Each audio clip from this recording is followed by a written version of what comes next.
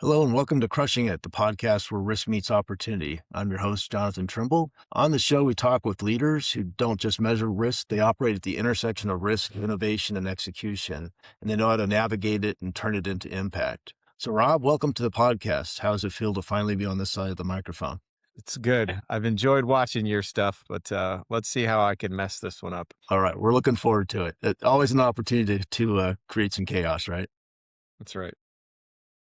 Yeah, so today on Crushing It, we're joined by Kevin Browett. He's a fractional CEO and Chief Operating Officer with more than 45 hours of experience leading business transformation, operational excellence, and high-performance teams across healthcare, retail, and technology-driven organizations. So, Kevin, you have a rare arc. You went from pharmacy, enterprise operations. You've been working in turnaround as a fractional executive and building intelligence. Just as a starting point, can you tell us what you've learned leading transformation across these really different environments?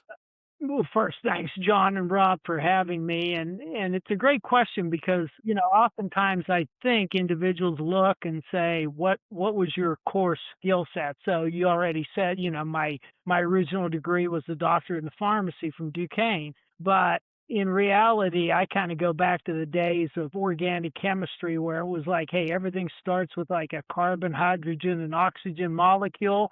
And at the end of the day, it's amazing what you can produce if you put them together in different ways. So I use that when I look at a business because it really comes down to going into a business and beginning by saying, what's the product or service you think you deliver, and then let's really figure out if that's what you're delivering.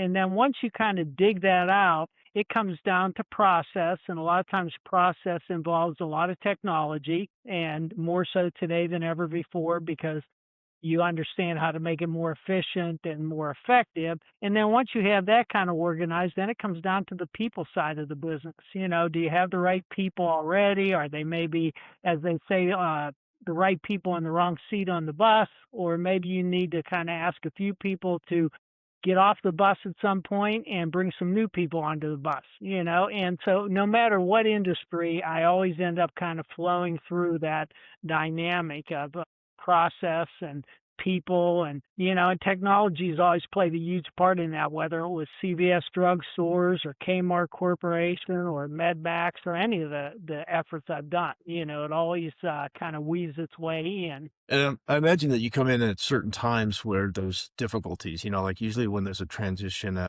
of a senior leader, like at the CEO or CEO level, they're looking for a change, like some type of transformation. Are there particular instances where you come in where you just saw all the Legos on the floor and it's a challenge of where do I start first? Yeah, all the time.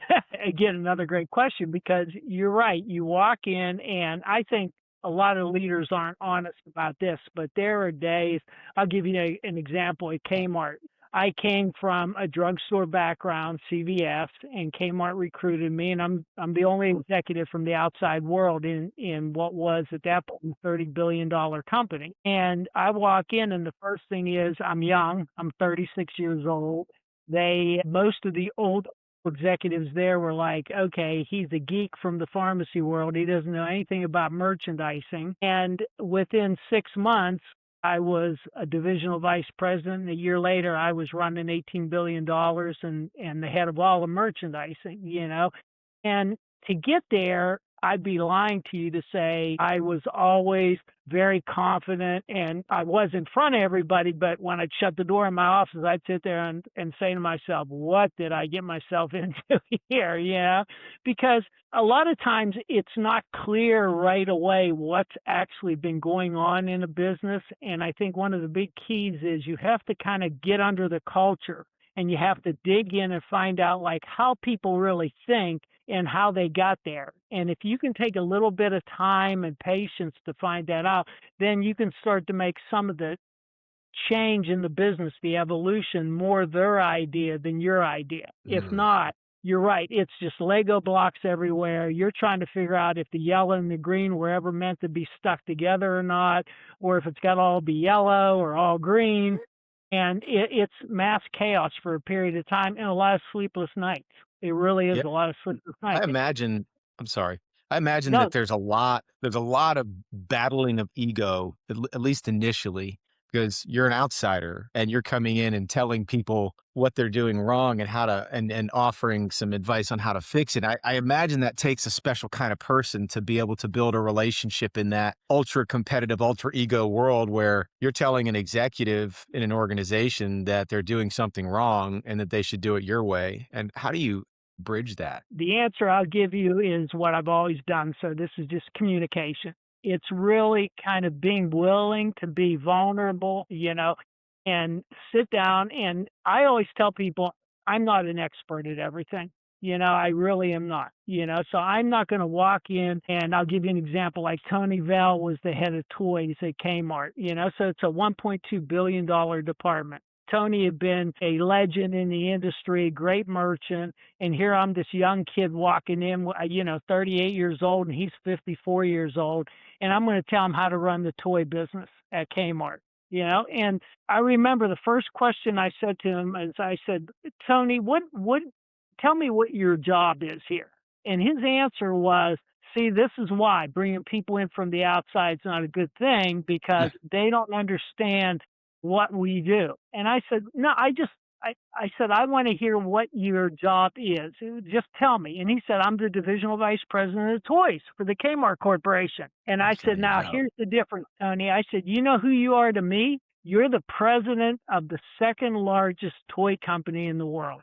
That's who you are. And it was kind of like a light bulb moment right there. It was kind of like, what? I said, you're the president of the second largest toy retailer in the world. I said, Toys R Us is number one. I said, you're number two. And I said, but my job is to help you become number one. That's what my job is here at Kmart. And that changed the dynamic and the relationship we had. All of a sudden, it was like, I know what you do. I respect. I'm trying to get you to think about how you do your job and what you really are in the industry. So it was like winning them over. But each one was different. Each one's a personality. Each one's, you can't, like, one size does not fit all.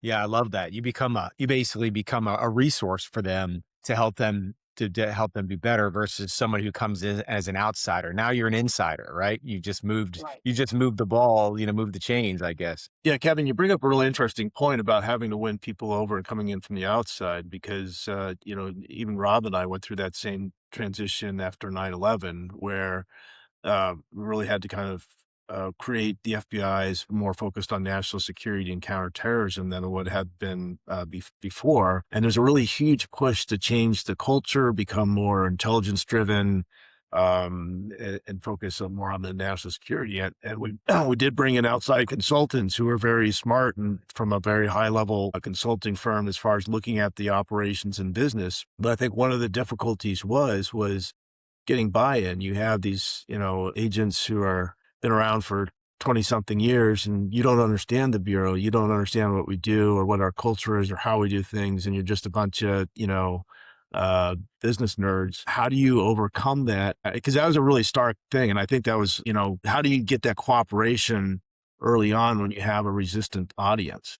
Again, I'll keep going back to the communication part, trying to sit down with people and kind of understand. I think all of us as senior executives or consultants coming in, the first thing is I'm the expert and I've got a big ego. And I'd be lying to you to say I think everybody has to have a certain amount of ego to do a job whenever you lead. But it's then being able to sit down and say, I want to talk less and listen more. I just want to hear what have you seen in the time you've been with the organization? What's been what I call the good, the bad, the ugly that you can share with me? Because I'm really just here to learn at first. I'm not here to make any rash decisions, no matter what people have told you. Maybe everything's perfect and maybe it's just a perception that it's not right.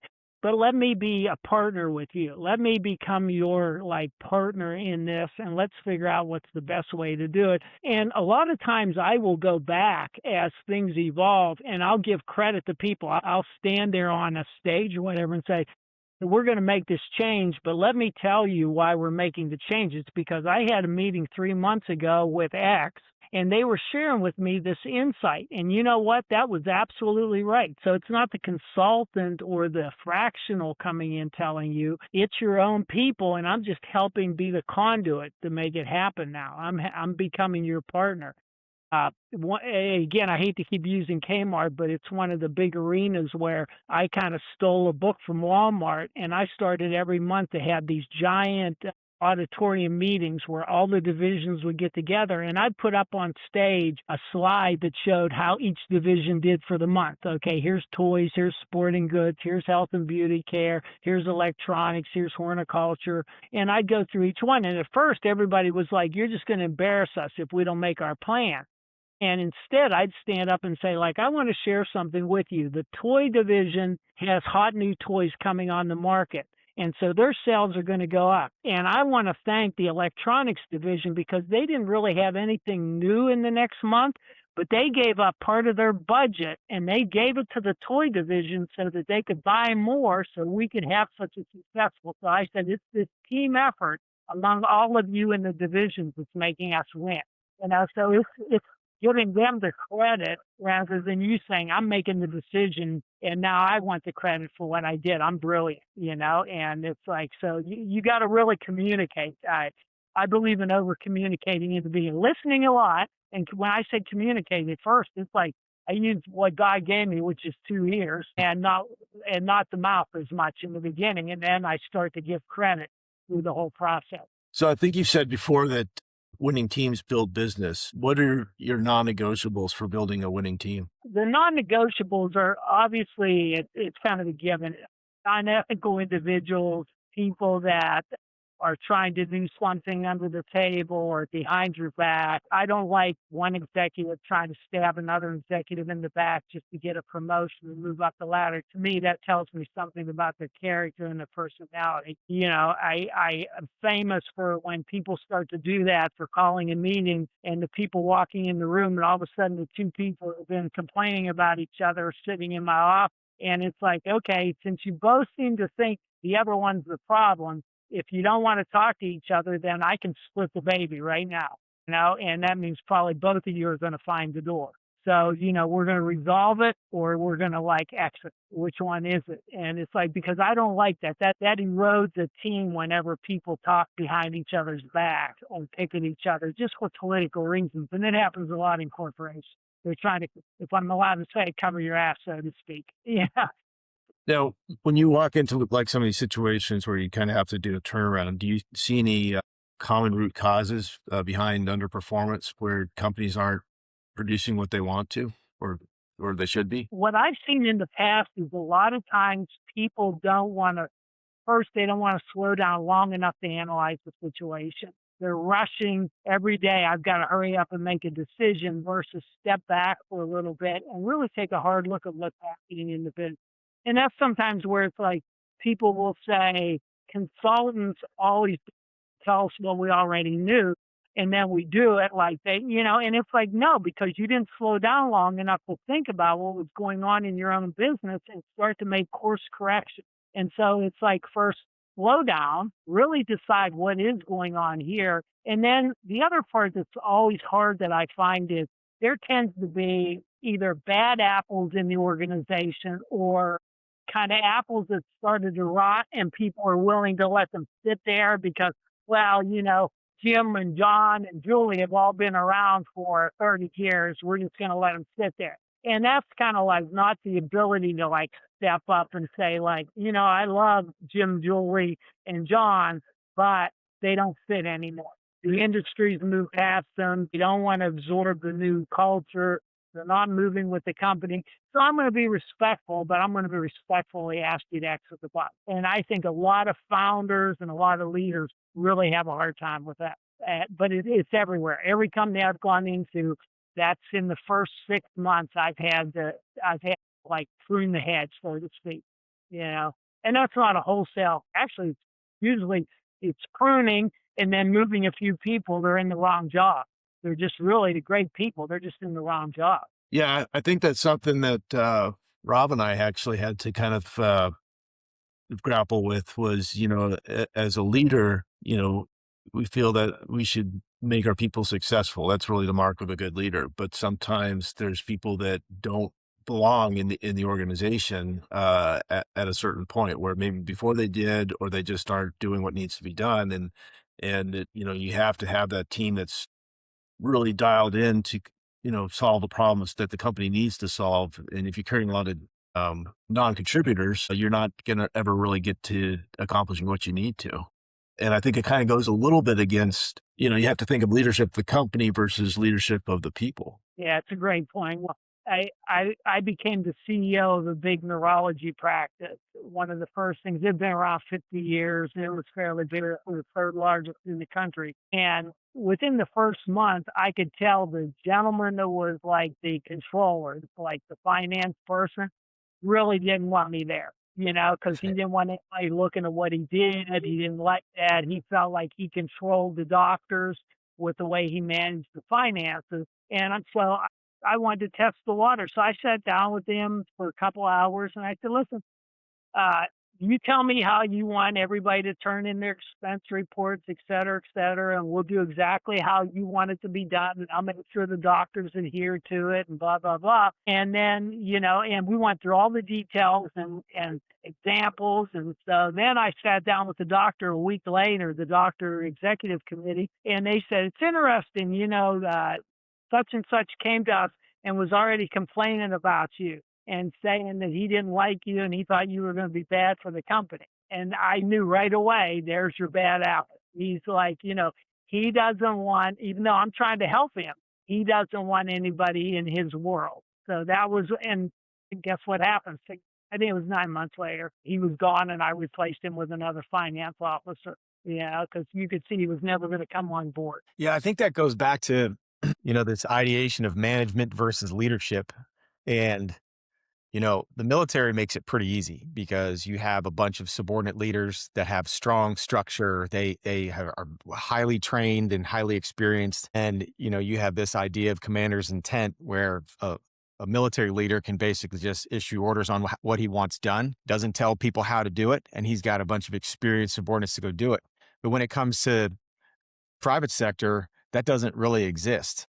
And you can't necessarily tell somebody what to do, especially if someone's entrenched and has been there a long time. And you've brought that up a couple times. Is the leadership part is, do you have the professional courage to make those hard choices? And I know that's the difficult thing because this guy's been there for 30 years. He was a co-founder. I've seen it in other organizations where they just deal with it. And it's at the expense of the efficiency of the company, at the expense of the relationship with potentially with clients. And more than anything, usually that bad apple creates dissension inside the organization to create them from being as good as they can be. So I think there's a big difference there between manage versus lead. Manage just, my job is to keep the thing on the tracks and make sure everything's running, versus leadership that is, hey, if we have a bad apple in our organization, we're going to try to fix that person. We're going to do what we can to fix them. But when we can't fix them, then we've got to cut ties and have that. Somebody told me more of it's less like a family and more like, it should be more like a professional sports team. It's like, we treat you really, really well. We pay you well. We take good care of you. But if you're not performing, you're gone. And I really like that. And I've kind of latched onto that ideation. Yeah. And Rob, that's a great point, because when you think about running a company, just like a sports team, and I grew up in Pittsburgh, so I have this love for the Steelers, and obviously I now live in Alabama, so I have a love for what Nick Saban did at Alabama, as a great leader and a great coach. But it was kind of looking at the players and saying, you have a job to do and you need to do it better than anyone. And also part of that job is protecting the team. It's an individual, but it's also a team. And you see some people that are great individual players, but boy, they have no interest whatsoever in being part of a team. And so they're always trying to undermine it. And sometimes you have to make some tough decisions because they could be really great at what they do, but they're just not good for the overall team win, and you just cut them. It's just, and that's not being mean. That's just being good. At that point, you switch over from manager to leader. I'm looking at the big picture. And I teach classes on some of this where I try to explain to people that good leaders go through different phases in companies. You may have to be a go-go leader where you're letting some things go because you're growing the business, but then all of a sudden it's like sending the kid to school. They go from infancy to adolescence, and now you're going to sit in a classroom and there's going to be rules. So I got to give you some structure, and you got to follow the structure, or guess what? You're going to be thrown out of school. So, it's teaching people how to do that and leaders how to adapt their style as they lead an organization from manager to leader to back to manager.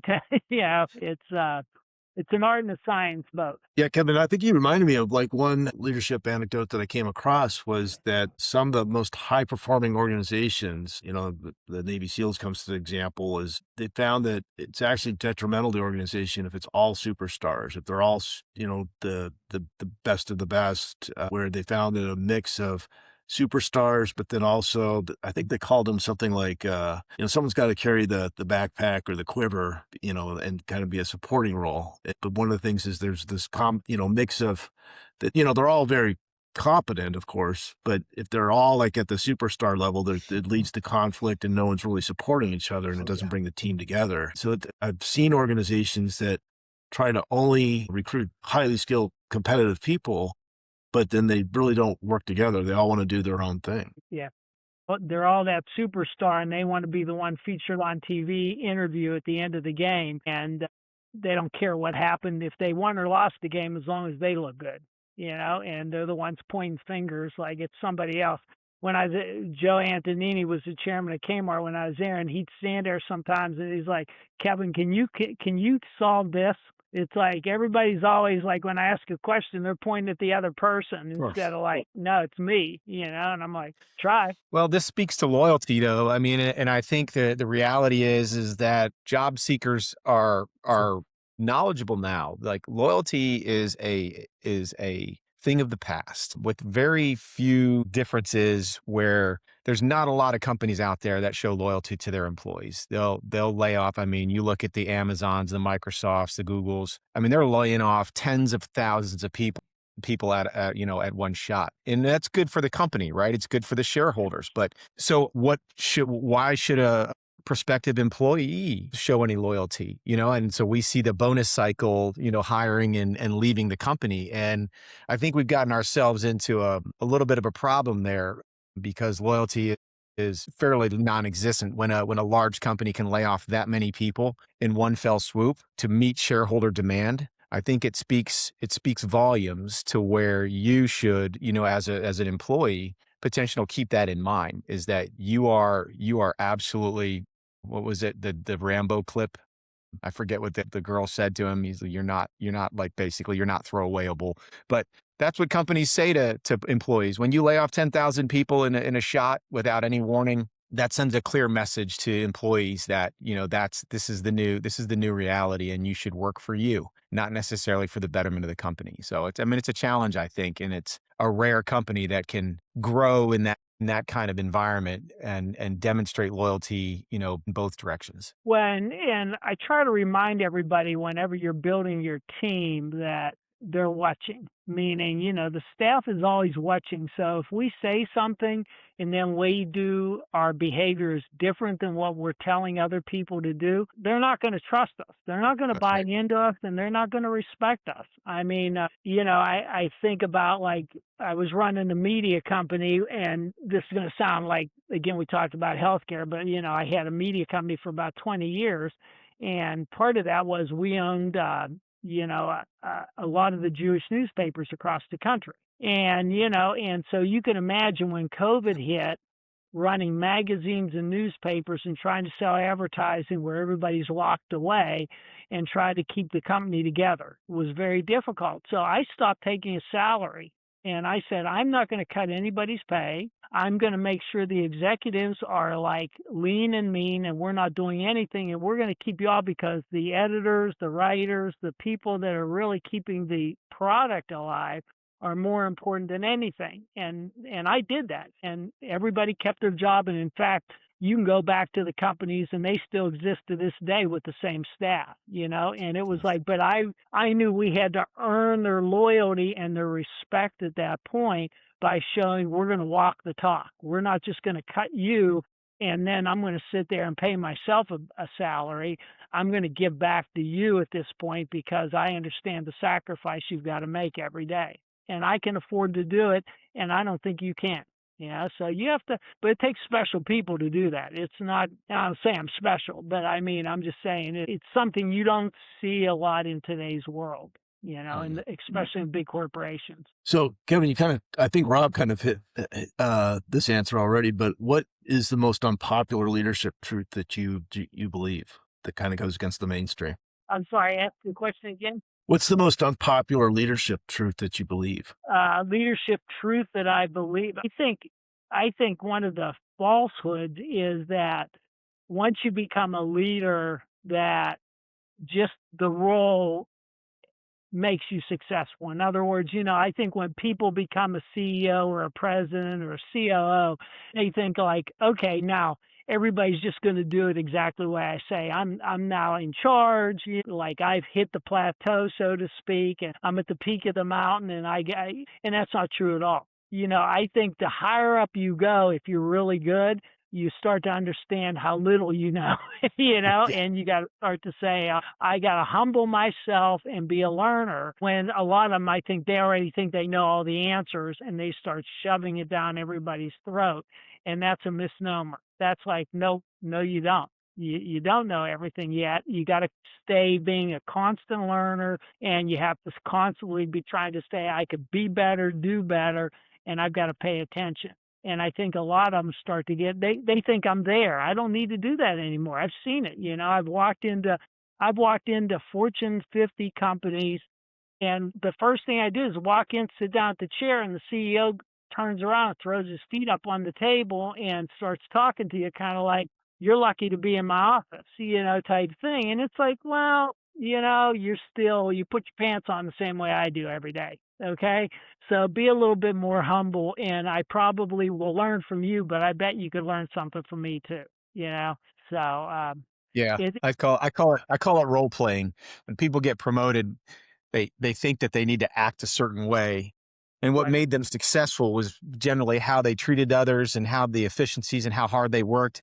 But then they get into this role, this new role, and they think, well, I got to act like this instead of what made me successful all the way through.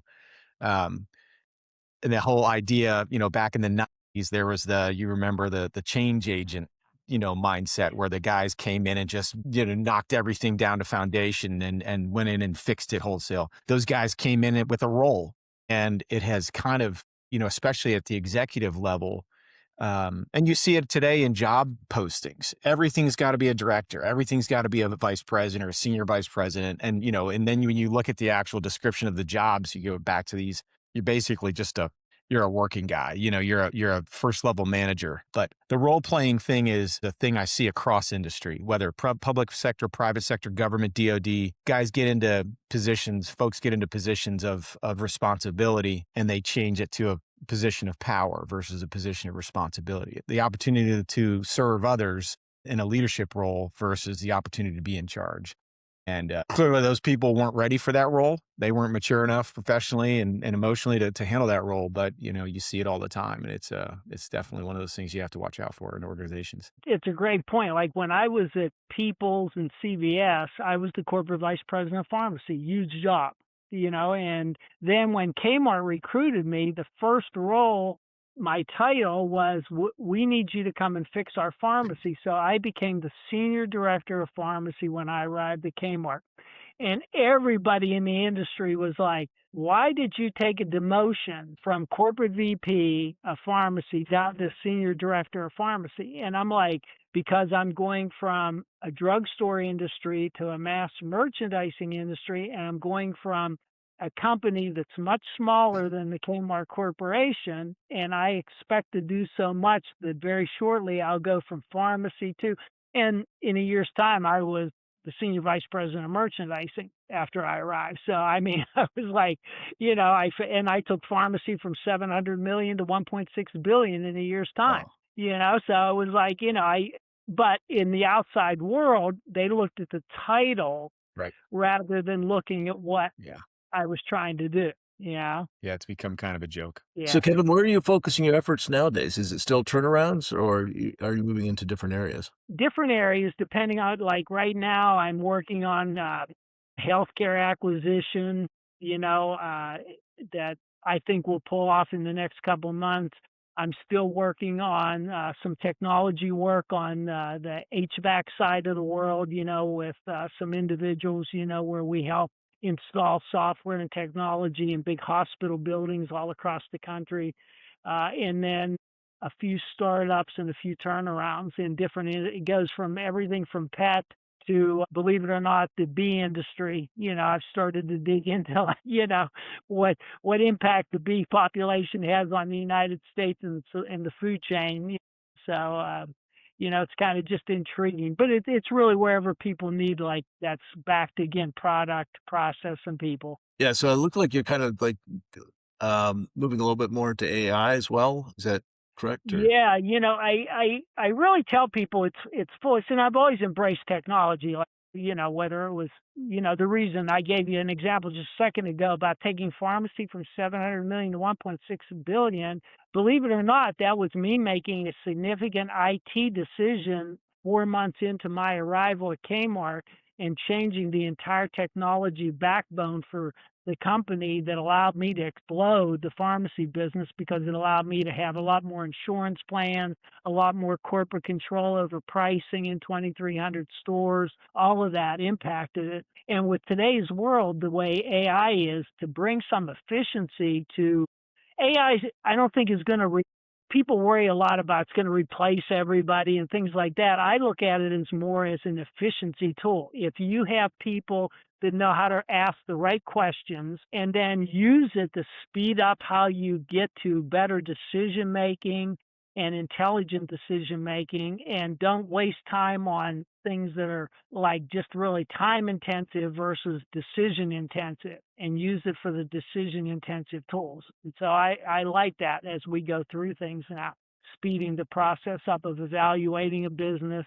What's the next steps? Give me some information about the industry rather than spend months worrying about it, spend days asking the right questions. so I'm going to jump over to my job interview question. It sounds like one, but I think it's also really helpful for people that are listening. So, can you tell me about a leadership mistake that made you better? That's a great question. So let I me didn't think. mean to put you on the spot. No, no, because I mean, and I'm only pausing for a second because I wanna think back. I think probably a leadership decision is not realizing soon enough that maybe you're in a culture that, as much as you want things to change and you believe you know how to change it, and you can that the embedded politics or the embedded ownership is just never gonna buy into it. It goes back to, like, you could go into a business with a strong founder that has a lot of family members, or a culture that's got a group that I've been buddies since I was in college, and it's 20 years later, and everybody around me is my old college, you know, roommates, fraternity brothers, sorority sisters, etc. And you get in there and you start to map it out, and all of a sudden you realize, hey, we're ready to go to the next level, and it's never going to go to the next level because that culture just can't be changed. And then you allow your ego to say, but I'm so good, I can make it work. And you stick with it, you stick with it, you stick with it, to the point that it's like it becomes, now you're eroding your own leadership skills. You're starting to, like, unlearn things. And it's easy to fall into that because you believe in yourself. You believe that you can make a change. And the reality is the culture is not going to allow you to change. And that I had that happen. I mean, I gave you an example. I'm running a bunch of Jewish newspapers and magazines and everything. I'm not that it makes a difference. I'm not Jewish. I'm a little Sicilian Christian. And, at the end of the day, I realized there was reached the point that I can't change this anymore because culturally it's not going to allow me to ever change. And I'm never going to be able to fit in enough to make a change, and do I just keep going, or do I exit and go on to something else where I can really grow and learn and do things like that. Kevin, I could have used you as my career therapist about 5 years ago because I kind of went into that exact same situation where I joined as a senior member of a startup and really expecting to make it grow. And there was culture and leadership issues that I realized that I would not be able to change. It was, and you're right. You feel like your own capabilities are degrading because you're trying to match to that culture. And I realized that I was kind of stepping back, and I didn't really see a way to change that. And I think, you talk a little bit about ego and, having to have one for these types of positions and, really had to kind of wrestle with that decision. Can I make it better?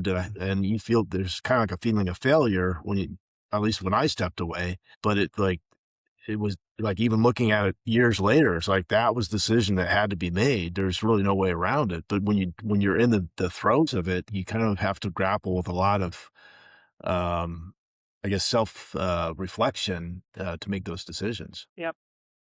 I thought you were going to say that you didn't fire me when you were my boss. So I'm Well, I'm glad still you didn't thinking bring. I'm about that, glad you Rob. didn't Come bring on, that man. up. There's still time though, right? Or calling me again and be like, "Hey, let's work together." Two Yeah. bad judgment calls, but yeah. It's a tough one because I think all of us, and you're part of this, when you're in leadership roles, you take a lot of pride in what you do. I mean, I take a lot of like personal pride in building a team. I take a lot of personal pride in seeing the success and sitting behind the scenes and just watching the people get excited about how things are getting better and better. And then you reach a point where now it's like you can see the politics or the cultural issues are now like a log jam, and it's like you keep pushing against the log jam, pushing against it, and all of a sudden you are going backwards, because now you're frustrated, you're not learning anything, you're like not communicating in a positive way anymore, your communication becomes more and more negative, and it's only because you're frustrated with yourself and the circumstances. And then that makes the rest of the team start to erode around you too. And it's just hard to reach that point and say, I'm out of here. I left Kmart on purpose because I could see it was a brick wall. And everybody was astonished that I would walk away. And it was like I knew what was going on inside and I knew where it was going to land. And it landed almost to the month where I thought it was going to land. And it was like, I just can't keep participating in this. It's ruining my health. It's ruining my marriage. It's ruining everything. But it's hard to make those decisions. It really is hard. It is, and I think a lot of like the leadership, especially from a small company founder standpoint, the main mantra we hear over again and again is persist, keep going through these obstacles, and probably 95% of the time that works. But there's also that small chunk where it's like you got to have some judgment as far as dialing it back and maybe needing to shift course or make a complete jump off the train at some point. Yep. So, Kevin, where can people find your work nowadays? You could probably, the best thing is just go on my LinkedIn profile, and I've got my information there. And every Wednesday, I write a little leadership blog on Wednesday morning at 5 a.m. And it's a 1 or 2 minute read that says, hey, here's some lessons learned over my years as an executive. And it's just my way of sharing like insights and thought pieces, where it's just kind of punches you in the gut for a second and says, oh, okay, but that's probably the easiest way to reach me. Well, Kevin, I really appreciate you joining us and kind of sharing your leadership experiences. And I think we probably talked for another couple hours, but I'll kind of leave it at this. Rob mentioned that looking at your background, it just kept going and going as far as all these different leadership experiences you'd had. So I really appreciate you taking the time to share it with us.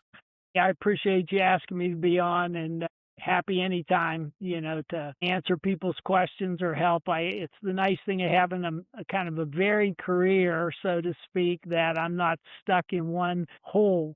And I'm happy to use that to help other people. Yeah, Again, for the thank you. listeners out there, if there's anybody that's interested in seeing a real career in business and business success, go look at his LinkedIn and look at your job history. I mean, I got halfway down, I was like, "Wow, this guy's wow," and then I didn't realize it was just kept going. And for you to stay engaged as you have for as long as you have, that means a lot. it means you have a passion and you bring true value to organizations. So definitely appreciate all the work you've done and coming on and talking to us. Thank you. Thanks, John. Thanks, Rob. I appreciate the kind words. So happy to help anytime, anyone. Really, just reach Awesome. out. Thank Okay. you. Yep. Thank you, Kevin. Take care. Cheers.